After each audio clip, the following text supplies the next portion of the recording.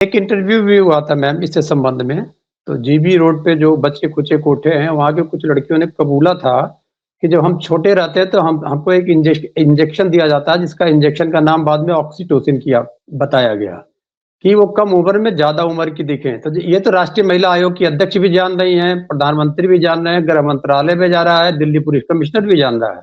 और जब मुद्दा बनता है तो मैं उस समय लखनऊ में था, इस पे मैं काम कर रहा था। लखनऊ में एसएसपी हुआ करते, नाम मैं लेना उचित नहीं समझूंगा। जब वो जाने लग गए, कह रवीन जी आप इसमें बिल्कुल इस मुद्दे से हट जाइए, लेकिन आपका जीवन 2 दिन भी नहीं बचेगा। मैं बाद में शिकार भी हुआ इसका। बच्चियों को बचाने के लिए जब मैं अपने पे अड़ गया, तो उस गैंग ने मुझे जेल भिजवा दिया। लेकिन डरने जैसी ऐसी बात किसी के लिए नहीं होनी चाहिए। लेकिन बात यह है कि जब निर्भया के बाद एक मुझे व्यक्तिगत रूप से बड़ी बड़ी अपेक्षा हुई थी कि निर्भया कांड हुआ था, तो अब भारत के लोग फिर से यत न्यायस्तु पूजनते पे जगेंगे। यहाँ पर बहुत सारी खैर रेप केसेस हो जाते हैं, लड़की आकर के बोलती है उसका रेप हुआ, तब रिपोर्ट नहीं होती है। लेकिन यहाँ पर अब जो गुम हो गई इसकी आवाज तो किसी को वैसे भी सुनाई नहीं देगी। तो रवीन जी, यहाँ पर आप जो जानकारी आप बता रहे हैं, आप ये कह रहे हैं कि पॉर्न साइट्स जो हैं उसमें लड़कियों को धकेला जा रहा है, उसमें मिसिंग हो रही है कई लड़कियां, उस रैकेट में जा रही हैं। ह्यूमन ट्रैफिकिंग बहुत पुराने से चल रहा है, ह्यूमन ट्रैफिकिंग बहुत बढ़ गई, आप ये कह रहे हैं। क्योंकि एक बहुत पुरानी रिपोर्ट मुझे याद है, यूएन की रिपोर्ट थी वो, और मुझे याद है मैंने उसको खबर के तौर पे किया भी था। तब मैं प्रेस क्लब में जॉइंट सेक्रेटरी थी, तो मैंने उस वक्त उस पर एक चर्चा करवा दी थी प्रेस क्लब में, और पार्लियामेंट सेशन चल रहा था तो पार्लियामेंट में उसको उठाया गया था। और उसमें यह था कि ह्यूमन ट्रैफिकिंग का हब, जिसे पहले मुंबई कहा जाता था, वो दिल्ली हो चुका है। और इस बात को भी लगभग 10 साल हो चुके हैं, जैसा कि आप कह रहे हैं। मुझे कुछ अब चीजें जुड़ रही हैं इसमें। तो उस वक्त ये अलार्म आ चुका था। लेकिन इन मुद्दों पर मुझे लगता है कि शायद इस वक्त किसी का ख्याल है नहीं। इस गंभीर मामले पर ये राष्ट्रीय महिला आयोग में महिलाएं आ जाती हैं और सुंदर सुंदर साड़ियां पहन करके और फेशियल करा के आराम से अपने चेहरे कैमरे पे दिखा के चली जाती है। लेकिन इनका डिलीवरेबल जो है काम को लेके, वो लगभग बिल्कुल शून्य के बराबर है। तो यही नहीं पता, पहले मुझे याद है कि राष्ट्रीय महिला आयोग बहुत एक्टिव मूवमेंट किया करता था, जगह जगह पे पहुंच जाया करता था। अब उसके अंदर गवर्नमेंट का भी एक, क्योंकि गवर्नमेंट ही उन्हें अपॉइंट करती है, उन्हीं की उसी पर कर्म पर वो बनते हैं, लेकिन वो उस तरह की फ्रीडम में नहीं है काम करने के लिए। क्योंकि सरकार से जुड़े हुए भी अगर कोई केसेस अगर ऐसे हैं जो रेप केसेस में कई लोग के नाम आ जाते हैं, तो वहां बिल्कुल खामोश हो जाती हैं। फिर वो पॉलिटिक्स का ज्यादा हिस्सा बन गई है। आपको क्या लग रहा है, क्या वजह ये चीजें हो रही हैं? ये एक सवाल। और इसके अलावा कौन से चौंकाने वाले आंकड़े हैं या जानकारी है जो कि आपको रात को सोने नहीं दे रही है? मैम, आपने जो कहा कि राष्ट्रीय महिला आयोग, तो एक राष्ट्रीय महिला आयोग के अध्यक्ष की बात मैं करता हूं, आपकी दिल्ली की। वो कहती हैं कि 9 साल की उम्र में ढकेल दिया गया और 15 साल की उम्र में वो 30 साल की महिला बन गई। ये तो दिल्ली में ही हो रहा है, केंद्र सरकार की पुलिस है। राष्ट्रीय महिला आयोग के अध्यक्ष जानते भी हैं इस बात को। स्वाति मालीवाल की बात कर रहे हैं जी, जिन्होंने पार्लियामेंट में रिसेंटली इस जानकारी को पुटअप किया है कि 9 साल की वो बच्ची थी और उसको इंजेक्शन देके 33 साल की उम्र का जैसा दिखा दिया था। और वो लड़की मतलब उसको ढूंढा ही नहीं गया, जिसका मामला हाईकोर्ट तक गया, लेकिन उस लड़की को ढूंढा ही नहीं गया। बड़ा चौंकाने वाला फैक्ट है, वो वीडियो हम दिखा सकते हैं, बहुत चौंकाने वाला फैक्ट है। आबादी हमारी महिलाओं और बच्चियों की जिंदगी के सवाल पर बोलने के लिए खड़ी हुई हूं। सर, महिलाएं और बच्चियों की सुरक्षा कोई लग्जरी नहीं है, ये आज के भारत की सबसे बुनियादी जरूरत है। और मैं साफ कहना चाहती हूं, महिलाएं और बच्चियों के खिलाफ अपराध पर हमारा आक्रोश इस बात पर निर्भर नहीं होना चाहिए कि किस राज्य में किसकी सरकार है। अगर देश के किसी भी कोने में किसी भी बेटी के साथ कुछ गलत होता है, तो वो सिर्फ उस राज्य की नहीं बल्कि पूरे देश की बेटी है। आज एक लड़की जब स्कूल या कॉलेज जाती है तो उसके माता पिता दिन में कई बार फोन करते हैं, बेटा पहुंची या नहीं, लोकेशन भेजो, ठीक तो हो। ये डर किसी भी माँ बाप के मन में नहीं होना चाहिए। हमें ऐसा भारत बनाना है जहां बेटी की को आजादी मिले, निगरानी नहीं। सर, एनसीआरबी के अनुसार भारत में हर दिन 90 से ज्यादा रेप के मामले दर्ज होते हैं। सर साल 2023 में 1,77,000 से ज्यादा क्राइम्स अगेंस्ट चिल्ड्रन के केसेस रिपोर्ट हुए। सर ये सिर्फ स्टैटिस्टिक्स नहीं है, ये हमारे बच्चों और महिलाओं की चीखें हैं और ये सिर्फ दर्ज मामलों की बात है। असल संख्या सर हम सब जानते हैं इससे कहीं ज्यादा है। सर एक कड़वी सच्चाई ये भी है कि एक बार किसी लड़की के साथ कुछ लोग शोषण करते हैं और उसके बाद ज्यादातर मामलों में पूरा सिस्टम मिलकर उसके साथ शोषण करता है। सर 2018 में दिल्ली में एक 8 महीने की बच्ची के साथ बलात्कार हुआ था। आज 2026 है। अभी कुछ दिन पहले सर मैं उस लड़की से मिली, अब वो 8 साल की हो गई है लेकिन उसको अभी तक न्याय नहीं मिला। सर सोचिए, जिस घटना को वो याद भी नहीं कर सकती उसी के लिए उसे सालों तक कोर्टों के चक्कर काटने पड़ेंगे, बार बार गवाही होगी, बार बार ट्रॉमा होगा। सर आज देश में 3 लाख से ज्यादा पॉक्सो केसेस कोर्ट्स में पेंडिंग है। फास्ट ट्रैक कोर्ट्स आज भी हर जिले में नहीं है और जहां है वहां भी फास्ट ट्रैक न्याय नहीं हो रहा है। सर ये 8 महीने की बच्ची का केस भी तो फास्ट ट्रैक कोर्ट में ही चल रहा है। ये सवाल पूछना चाहती हूं, कितने लोगों को फांसी की सजा हुई? सच ये है कि इस देश में अपराधियों को डर नहीं लगता, उन्हें लगता है कि पैसा और रसूख के बल पर वो कभी भी बेल पर या पैरोल पर बाहर आ जाएंगे। अगर सर सजा का डर ही नहीं होगा तो अपराध कैसे रुकेंगे? Until there is certainty and swiftness of punishment, nothing can change in this country. Sir सदियों से जीबी रोड हमारे संसद से सिर्फ 3 किलोमीटर की दूरी पर एग्जिस्ट कर रहा है। सर यहाँ 90 ब्रॉथल्स हैं और हर दिन यहाँ 5,000 जो महिलाएं हैं उनके साथ कई बार शोषण होता है। कई बार हमने यहाँ से अंडर एज लड़कियां रेस्क्यू करी हैं। सर एक लड़की जो 15 साल की थी, जब मैं उसको वहां रेस्क्यू करने गई तो सर उसको तहखानों में छुपा रखा था। हमें 4 से 5 घंटे लग गए उस बच्ची को उन तहखानों में से बाहर निकालने में। सर वो देखने में 32 से 33 साल की लग रही थी, पर जब हमने उसका बोनेज टेस्ट कराया तो वो 14 साल की निकली।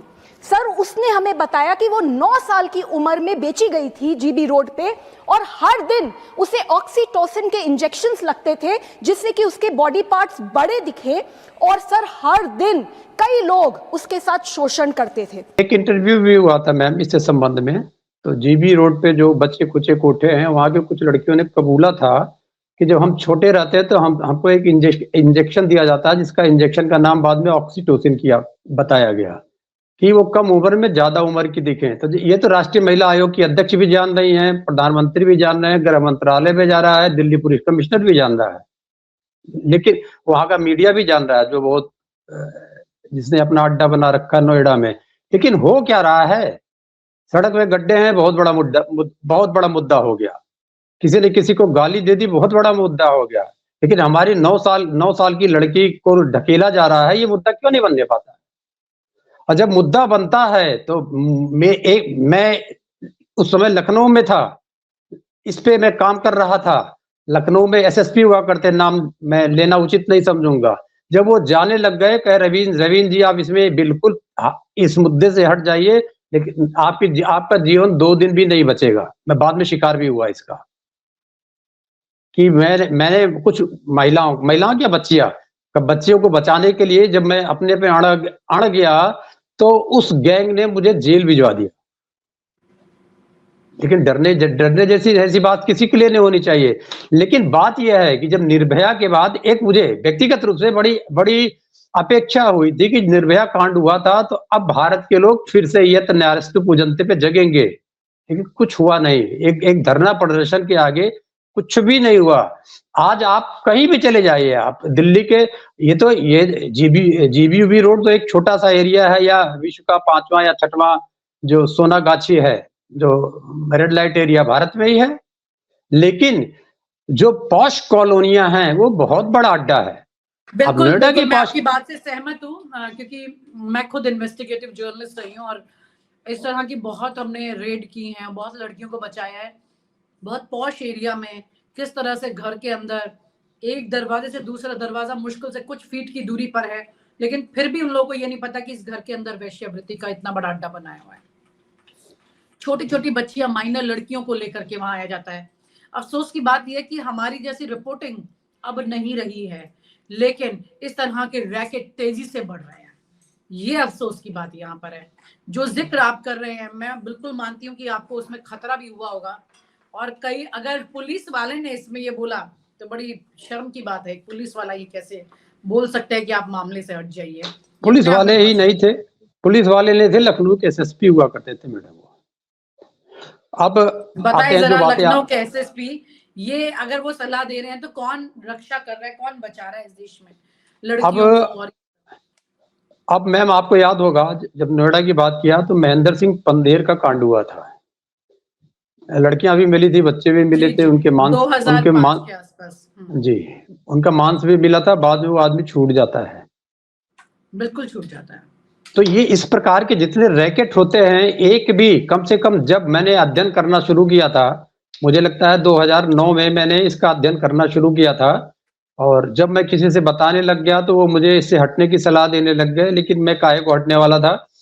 तो जब मैंने नहीं देखा कि कोई भी इस प्रकार का रैकेट, सबसे बड़ा रैकेट जो एप्स्टीन से बड़ा रैकेट है भारत में, रेवन्ना के रूप में खुला, लेकिन कोई इन्वेस्टिगेशन नहीं हुआ, खाली उसको सजा दे दी गई करके ऐसा। अभी एप्स्टीन का तो बहुत छोटा मामला है, अगर खाली खाली हम रेवन्ना वाले मामले को पकड़ ले तो। और अगर दो बड़े मामले अभी हम देख लें, जो नीट छात्रा के साथ बिहार में हुआ, और जो एक भंडारी बिटिया के साथ में उत्तराखंड में हुआ, अगर यही मामले खोल लें तो मुझे लगता है बहुत सारी आने वाली भविष्य की पीढ़ियों में जो बेटियों का है बहुत कल्याण हो जाएगा। लेकिन मुझे नहीं लगता कोई खोलने जा रहा है या कभी भी खुलेगा, किसी भी तरीके से नहीं खुलेगा ये। लेकिन ऐसा होता जब मास इंटरफेरेंस होता और मीडिया इसमें रुचि लेती, क्योंकि जो निर्भया का कांड हुआ था उसमें मीडिया की रुचि के नाते आगे बढ़ा था, तब लोग जागे थे, चाहे एक ही दिन के लिए मोमबत्ती लेके आए थे, लेकिन आए थे। तो एक मास जागरण का कार्यक्रम चला था। अब फिर वर्तमान में फिर यही आते हैं कि जो हमारी बिटिया, ये तो 21 का आंकड़ा दे दिया, 21 के बाद से एनसीआरबी का आंकड़ा नहीं आया, क्योंकि आंकड़े अपने ही दबा देते हैं।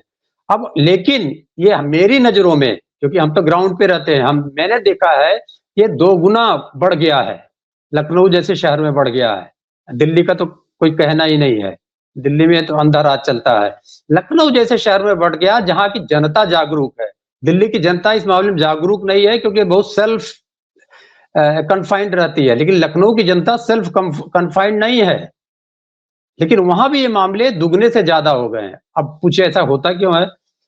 पॉलिटिकल संरक्षण मिलता है पहला, और दूसरा उनको जो हमारे ब्यूरोक्रेट्स हैं उनका संरक्षण मिलता है। अगर आपको याद होगा तो नोएडा के 2 आईपीएस इस मामले में पकड़े गए थे, उसके बाद उनका ट्रांसफर हुआ, फिर उनको प्रमुख की पोस्ट पे लगा दिया गया। तो अगर ऐसा होता रहेगा तो ये रैकेट कभी भी नहीं खुलेंगे, लेकिन आवाज तो उठानी पड़ेगी, आवाज उठाई होगी, जैसे महर्षि दयानंद ने उठाई थी। जिंदा औरतों को नशा करा के, उस समय प्रचलित भांग का नशा करा के, हाथ पैर बांध के और पति के साथ जला दिया जाता था। ऐसा भी एक कालखंड रहा है जब औरतें जौहर अपने को खुद ही जला लिया करती, जौहर का हुआ करता था। तो क्या औरत के भाग्य में यही रहेगा? अब बात भारत तक ही नहीं है, भारत का तो मैंने आपको बता दिया।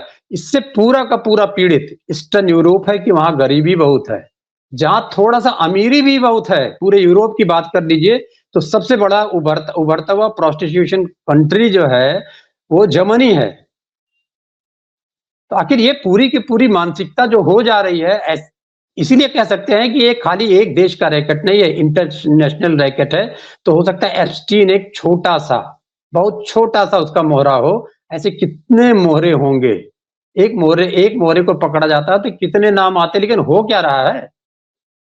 ये कहा जा रहा है किसी ने इस्तीफा दे दिया, भारत वाले नहीं दे रहे हैं। तो भारत वाले चलिए ढीठ हो चुके हैं, लेकिन बाहर भी कार्रवाई क्या हो रही है?